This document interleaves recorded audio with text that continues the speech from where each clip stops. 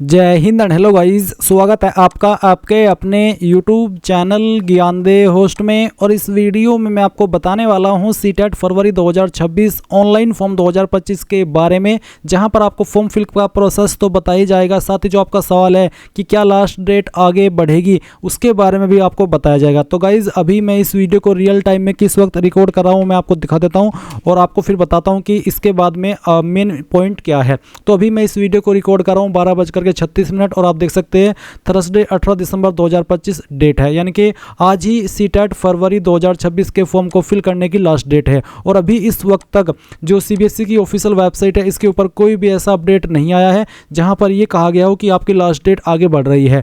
दुआ कीजिए या फिर प्रार्थना कीजिए, कुछ भी कह लीजिए कि सीबीएसई इसकी लास्ट डेट को आगे बढ़ा दे, क्योंकि बहुत सारे ऐसे कैंडिडेट हैं जो कि अभी तक फॉर्म को नहीं भर पाए हैं, क्योंकि अलग अलग प्रॉब्लम फेस कर रहे थे। कई बार तो ऐसा हुआ कि वेबसाइट ही ओपन होना बंद हो गई और आप बहुत सारे कैंडिडेट ऐसे थे जो अपना फॉर्म नहीं भर पाए। कुछ कैंडिडेट पेमेंट में प्रॉब्लम फेस करते हैं, उनका जो पेमेंट है वो अकाउंट से कट हो जाता है, बट वेबसाइट के ऊपर अपडेट नहीं होता। ऐसे में यहाँ पर वो दोबारा फीस पे करे तो प्रॉब्लम और ना करे तो प्रॉब्लम, क्योंकि फिर लास्ट डेट निकल जाएगी।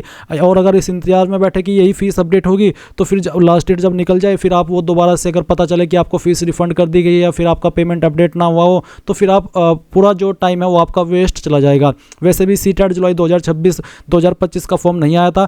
ऐसे में यहाँ पर इतनी डिमांड में ये फॉर्म भरा जा रहा है कि बस वेबसाइट का जो सर्वर है वो इन्होंने बिल्कुल डाउन कर रखा है। तो गाइज दुआ कीजिए कि आपकी लास्ट डेट आगे बढ़ जाए, क्योंकि आपके पास सिर्फ आज रात 11:59 तक का ही समय है। उसके बाद में आपका अगर लास्ट डेट आगे नहीं बढ़ी लिंक डीएक्टिवेट कर दिया जाएगा। आप सीबीएसई को ट्विटर के ऊपर जाकर के यानी कि एक्स के ऊपर जाकर के टैग करके उनको कमेंट कर सकते हैं, पूछ सकते हैं कि सर लास्ट डेट आगे बढ़ा दीजिए। अगर आपने हज़ारों की संख्या में एक्स के ऊपर जाकर के सीबीएसई को टैग करके कमेंट कर दिए तो क्या पता वो इस चीज़ को आपकी डिमांड को देखे और फिर आपकी लास्ट डेट 2-4 दिन आगे बढ़ा दे। तो ऐसे में बहुत सारी राहत कैंडिडेट को मिलेगी और वो अपना फॉर्म अगर नहीं भर सके हैं तो वो भर पाएंगे। अब चलिए यहाँ पर फॉर्म कैसे भरना है इसके बारे में पूरी जानकारी दी जाएगी। तो गाइस जैसे कि मैंने आपको बताया कि इस फॉर्म को भरने की जो लास्ट डेट है वो 18 दिसंबर 2025 है और एग्जाम डेट आपकी 8 फरवरी 2026 है। अब यहाँ पर अगर आप इसमें अप्लाई करने के लिए एलिजिबल है तो आपको इंपॉर्टेंट लिंक के सेक्शन में आना है और अप्लाई ऑनलाइन लिंक ओपन करना है। अभी गाइज मैं आपको आगे बढ़ने से पहले यहाँ पर ये स्पेशल जानकारी दे रहा हूँ जो कि आपके लिए काफ़ी इंपॉर्टेंट रहेगी। गाइज आप में से बहुत सारे कैंडिडेट ऐसे हैं, आप में से बहुत सारे क्या सभी कैंडिडेट ऐसे होंगे जो कि आपकी सीटेट एग्ज़ाम की तैयारी कर रहे हैं। तो ऐसे में यहाँ पर मैं आपके लिए अग्रवाल एग्ज़ाम कार्ड की ये जो बुक है सीटेट की वो लेकर के आया हूँ। ये संपूर्ण स्टडी बुक है। इसमें गाइज आपको सीटेट का संपूर्ण अध्ययन एवं सटीक अभ्यास मिलेगा। इसकी विशेषताएं क्या है? तो इसकी विशेषता है सीटेट का पाठ्यक्रम एवं एनसीईआरटी की पाठ्य पुस्तकों पर आधारित संपूर्ण थ्योरी। दूसरा, सभी विषयों के संपूर्ण शिक्षा शास्त्र का समावेश। तीसरा, 2200 प्लस महत्वपूर्ण अध्यायवार प्रश्न मिलेंगे और एक नवीनतम सोल्ड पेपर का समावेश भी आपको इस बुक के अंदर मिलने वाला है। तो ऐसे में यहाँ पर गाइज ये बुक आपकी काफ़ी हेल्प करेगी इस एग्ज़ाम की तैयारी करने के लिए और इस एग्ज़ाम को करेक्ट करने के लिए। और जो गाइज इसका प्राइस है वो आप देख सकते हैं सिर्फ और सिर्फ 699 है। इसको बाय करने का लिंक वीडियो के डिस्क्रिप्शन में दिया है। साथ ही गाइज अग्रवाल एग्जाम कार्ड का इसमें 10 प्रैक्टिस सेट्स और 2 सोल्ड पेपर के साथ में एक और बुक आता है जो कि आप यहां पर देख सकते हैं। ये कक्षा 1 से 5 जो लेवल फर्स्ट पर अप्लाई करेंगे उनके लिए। इसमें आपको बाल विकास एवं शिक्षा शास्त्र, हिंदी इंग्लिश भाग, भाषा एवं फर्स्ट एवं 2, गणित, पर्यावरणीय अध्ययन, ये सब मिलने वाला है। और इसमें आपको जैसे कि मैंने आपको बताया कि 2 सोल्ड पेपर मिलेंगे जो कि 21 जनवरी 2024 का होगा और 20 अगस्त 2023 का होगा, यानी कि जो प्रीवियस 2 पेपर हुए थे और किस डेट में होते वो भी यहाँ पर मेंशन किए गए हैं। ये सिर्फ आपको मिलेगी 289 रुपये में और इसको भी बाई करने का लिंक वीडियो के डिस्क्रिप्शन में दिया है। तीसरा, एक और बुक है इनकी जो कि आपकी 23 सोल्ड पेपर के साथ में है, जो कि 2011 से लेकर के 2024 तक जितने भी पेपर हुए हैं वो सभी सोल्ड पेपर आपको इसमें मिलेंगे। ये लेवल फर्स्ट के लिए यानी कि कक्षा 1 से 5 और इसमें भी आपको बाल विकास एवं शिक्षा शास्त्र, पर्यावरणीय अध्ययन, गणित, हिंदी भाषा, हिंदी जिसमें कि भाषा फर्स्ट एवं 2, इंग्लिश लैंग्वेज भी यहाँ पर इसमें दी गई है लैंग्वेज फर्स्ट और 2 के लिए। ये आपको 499 मिलेगी और इसमें 512 पेज है। तो ये तीनों जो बुक है इनको बाय करने का लिंक मैंने इस वीडियो के डिस्क्रिप्शन में दिया हुआ है, आप जाइए और बाय कर लीजिए। और गाइज ये बुक आपके लिए काफ़ी हेल्प करने वाली है, तो आप इसको चूकना मत। अगर आप कहीं और से भी तैयारी कर रहे हैं तो फिर भी आप इसको लीजिए और अपनी तैयारी को और बेहतर कर दीजिए। इन सभी बुक को बाय करने का लिंक वीडियो के डिस्क्रिप्शन में दिया है, जाइए और बाय कर लीजिए। कोई भी डाउट हो, सवाल हो तो आप कमेंट के माध्यम से पूछ लीजिएगा। अब आपके सामने कुछ ऐसा इंटरफेस आएगा। यहाँ पर आ जाने के बाद बाद में सबसे पहले आपको न्यू रजिस्ट्रेशन इसके ऊपर क्लिक करना है। फिर आपके सामने यहाँ पर इंस्ट्रक्शंस आएंगे, आप ये सभी इंस्ट्रक्शंस अच्छे से चेक कर लेंगे। चेक करने के बाद यहाँ पर टिक करेंगे और क्लिक टू प्रोसीड के ऊपर क्लिक कर देंगे। इसके बाद गाइज आपको यहाँ पर अपनी पर्सनल डिटेल फिल करनी है, जो कि आपको 10th के सर्टिफिकेट के अकॉर्डिंग भरनी होगी। तो पहले आपको यहाँ पर आपका पूरा नाम डाल देना है, फिर उसके बाद में जो आपका फादर नेम है वो आप यहाँ पर एंटर करेंगे, फिर आपका जो माताजी का नाम है वो आप यहाँ पर डाल देंगे। डेट ऑफ बर्थ आपकी क्या है वो आप सिलेक्ट कर लेंगे, पहले डे, फिर आपका जो भी मंथ है वो, और उसके बाद में आपका ईयर। ये सिलेक्ट करने के बाद में आप आपका जेंडर सेलेक्ट करेंगे। आइडेंटिटी टाइप इनमें से कोई एक आईडी आप सिलेक्ट कर लें। इसमें आधार कार्ड का ऑप्शन नहीं है, तो आप यहाँ पर any other valid government identity with photograph ये ऑप्शन सेलेक्ट करके अपना आधार नंबर दे सकते हैं, क्योंकि ये भी आपका आधार की कैटेगरी में आ जाएगा। या फिर अगर आपके पास इसके अलावा अन्य आईडी है जैसे कि voter ID, passport, driving licence, तो वो भी आप यहाँ पर सिलेक्ट कर सकते हैं। ये सिलेक्ट करने के बाद में आप यहाँ पर जो भी आईडी सिलेक्ट किए हो उसी का नंबर आप यहाँ पर डाल दीजिएगा। फिर आएगा कंफर्म पर्सनल डिटेल, जो भी इन्फॉर्मेशन अभी आपने भरी है उनको दोबारा डाल करके आप यहाँ पर वेरीफाई करेंगे। तो पहले आप यहाँ पर आपका नाम डालेंगे, फिर आप यहाँ पर जो आपके फादर का नेम है वो आप एंटर कर देंगे। उसके बाद आप यहाँ पर आपकी माताजी का नाम एंटर करेंगे, फिर आप यहाँ पर जो डेट ऑफ बर्थ है आपकी वो सिलेक्ट कर लेंगे, पहले डे, फिर मंथ, और उसके बाद में आपका ईयर। फिर आप आपका जेंडर सेलेक्ट करके उसको डबल वेरीफाई करेंगे। इसके बाद आएगी कॉन्टैक्ट डिटेल, जहाँ पर आप आपके प्रीमिसेस नंबर नेम यानी कि घर का नंबर या नाम डालेंगे, सब लोकेलिटी और लोकेलिटी। मैं आपको यहाँ पर सिंपल वर्ड में बताऊँ तो आप इन 3 लाइन के अंदर अपना पूरा एड्रेस एडजस्ट कर देना। फिर कंट्री के अंदर इंडिया सेलेक्ट कर लेना। उसके बाद में आपकी जो भी स्टेट है वो स्टेट आप यहाँ पर सेलेक्ट कर लेंगे, और आपका जो डिस्ट्रिक्ट है वो भी आपको यहाँ पर सेलेक्ट कर लेना है। फिर आप यहाँ पर आपका पिन कोड डाल देंगे। इसके बाद आप आपका ईमेल एड्रेस डालेंगे, ईमेल एड्रेस को दोबारा डाल करके वेरीफाई करेंगे। मोबाइल नंबर डालेंगे, मोबाइल नंबर को दोबारा डाल करके वेरीफाई कर देंगे। कोई अन्य नंबर देना चाहते तो आप यहाँ पर नीचे डाल देंगे, नहीं तो आप चाहते उस ऑप्शन को खाली छोड़ सकते हैं। फिर आएगा परमानेंट एड्रेस, और एक बॉक्स है सेम एज प्रेजेंट एड्रेस का। तो अगर आपका प्रेजेंट एड्रेस और परमानेंट एड्रेस सेम है तो आप इसको टिक कर देना, अगर अलग है तो अनटिक करके अलग से भर देना। इसके बाद आप यहाँ पर एक पासवर्ड चूज करेंगे। पासवर्ड आपका कैसा उसका आप डेमो देख लीजिए। पासवर्ड के अंदर इंग्लिश का कैपिटल लेटर, स्मॉल लेटर, एक स्पेशल कैरेक्टर, और साथ ही उसमें डिजिट भी होना चाहिए। तो कुछ इस तरह का पासवर्ड आप बना लेंगे, उसको दोबारा डाल करके वेरीफाई करेंगे। एक सिक्योरिटी क्वेश्चन चूज कर लेंगे अपनी मर्जी से, और जो भी आप यहाँ पर चूज करते हैं क्वेश्चन उसका आंसर भी आपको यहाँ पर अपनी मर्जी से बनाना है। ये आपको तब काम आता है जब आप आपका पासवर्ड भूल जाते हैं और आप उसको रिकवर करते हैं, तो उस समय आपको ये सिक्योरिटी क्वेश्चन सेलेक्ट करके इसका यही वाला आंसर देना होता है जो भी आपने अपनी मर्जी से बनाया है, तो आपका पासवर्ड रिसेट हो जाता है। अब आप ये कैप्चा कोड डालेंगे, सभी जानकारी चेक करेंगे और सबमिट के ऊपर क्लिक करेंगे। अब आपके सामने रिव्यू पेज आ जाएगा, यानी कि जो भी जानकारी आपने अभी तक भरी है वो आपके सामने। आप यहाँ पर इसको क्लोज करके ऊपर की तरफ सभी जानकारी को डबल चेक कर लेना, और फिर यहाँ पर माय नेम, फादर नेम, उसके अलावा mother name, date of birth, email ID, mobile number, address, gender, इनके ऊपर टिक कर देंगे। इनके ऊपर टिक करने का मतलब यही है कि आपने जानकारी को डबल चेक कर लिया है और आपके अकॉर्डिंग सभी जानकारी सही है। फिर आप आई एग्री के ऊपर क्लिक करके submit and send OTP to verify mobile number, इसके ऊपर क्लिक करके यहाँ से यस कर देंगे। इसके बाद गाइज आपको आपके नंबर के ऊपर एक ओटीपी सेंड किया जाएगा, वो ओटीपी आप यहाँ पर फिल करेंगे, और ये ओटीपी फिल करने के बाद में आप यहाँ पर आगे बढ़ेंगे। चलिए मैं आपको ये ओटीपी फिल करके दिखाता हूँ। तो जो भी ओटीपी अभी आपको प्राप्त हुआ है वो आप यहाँ पर एंटर कर देना, और उसके बाद में सबमिट रजिस्ट्रेशन फॉर्म इसके ऊपर क्लिक कर देना। अब आप यहाँ पर देखेंगे कि जो आपका रजिस्ट्रेशन है वो सक्सेसफुल हो जाएगा। ये सक्सेसफुल हो जाने के बाद में आपको यहाँ पर अपना फॉर्म कंप्लीट करने से पहले अपनी ईमेल आईडी भी वेरीफाई करनी होगी। तो वेरीफाई ईमेल आईडी इसके ऊपर क्लिक कीजिए।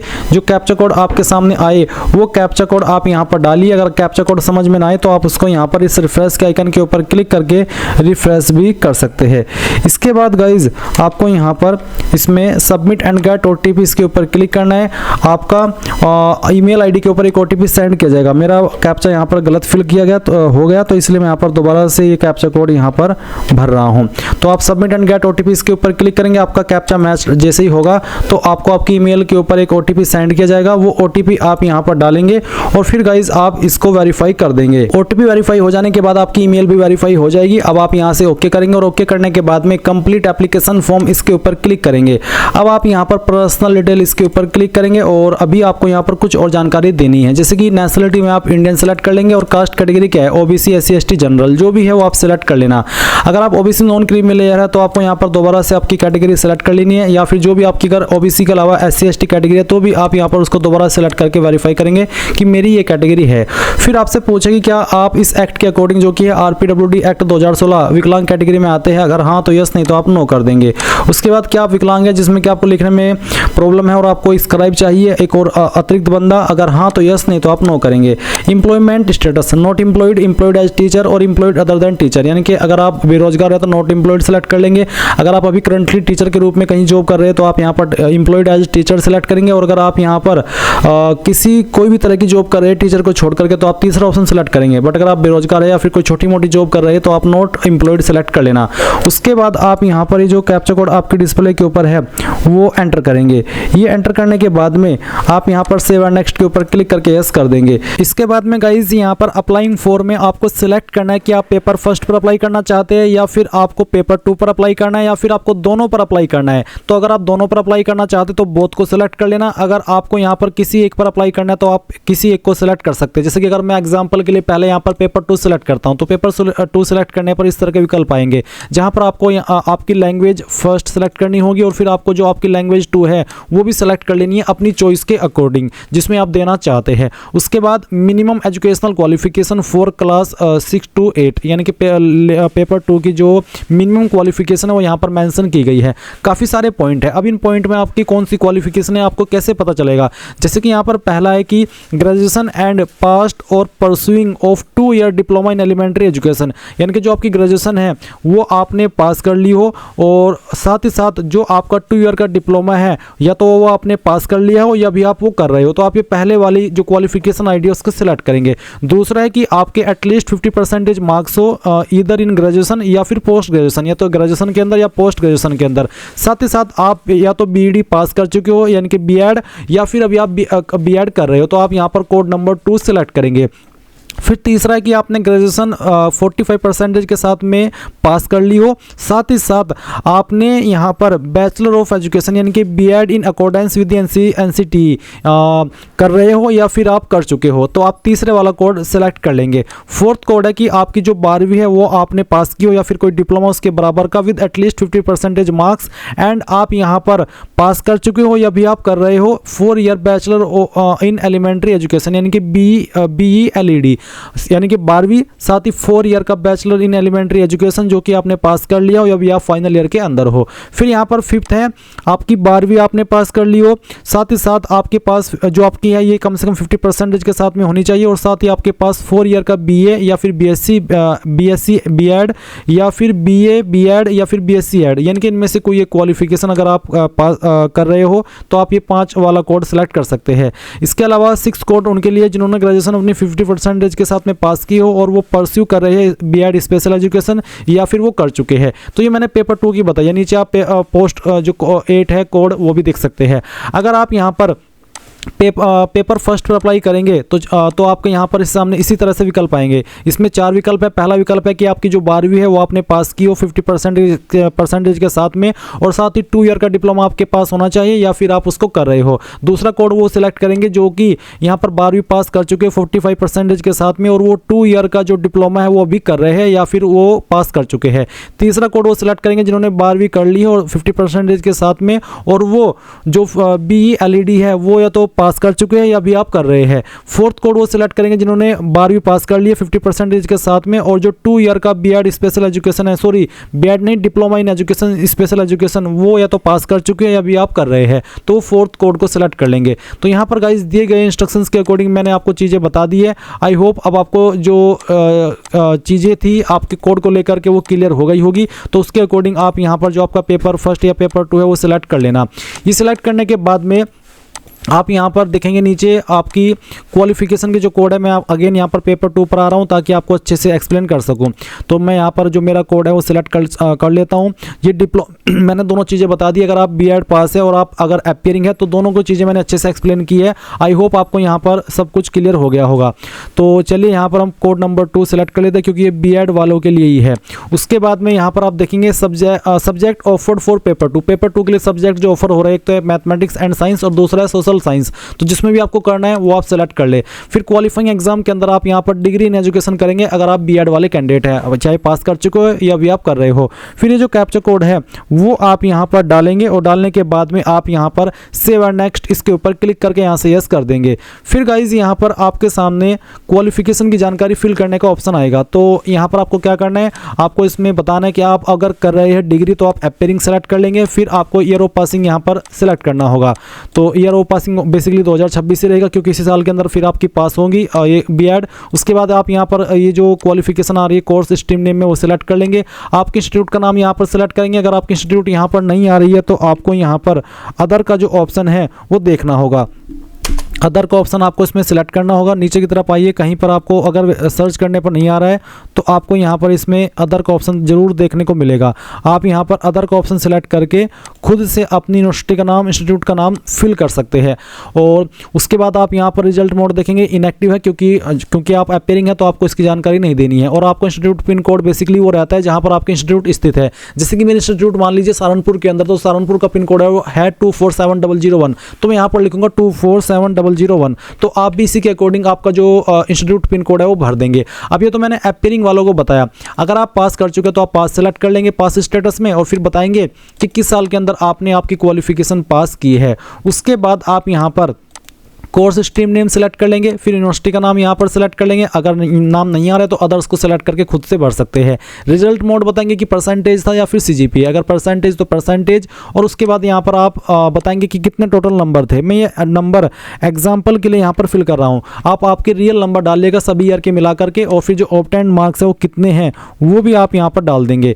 उसके बाद आपका इंस्टीट्यूट पिन कोड फिर से बता दूँ, अगर आपका इंस्टीट्यूट मान लीजिए मेरठ के अंदर, तो जो मेरठ का पिन कोड होगा या उस एरिया का जो पिन कोड है वो आप यहाँ पर इंस्टीट्यूट पिन कोड के सेक्शन में डाल देंगे जहां पर आपका इंस्टीट्यूट स्थित है। तो मैंने डेमो के लिए चीजें आपको बताई है। अब आप ये कैप्चा कोड डालेंगे और सेव एंड नेक्स्ट के ऊपर क्लिक कर देंगे। इसके बाद में गाइज आपके सामने आएगा upload photograph and signature. Photo का साइज 10 से 200 के भी और सिग्नेचर का साइज 4 से 30 के भी रखा है। फॉर्मेट जेपीईजी या फिर जेपीजी। तो चूज फाइल के ऊपर क्लिक कीजिए और जहां पर भी आपका फोटो है वो आपको सिलेक्ट कर लेना है। चलिए मैं यहाँ पर कोई एक रैंडम फोटो आपको अपलोड करके दिखाता हूँ। मैं ये फाइल सेलेक्ट कर लेता हूँ और इसको सेलेक्ट करने के बाद मैं ओपन करता हूँ।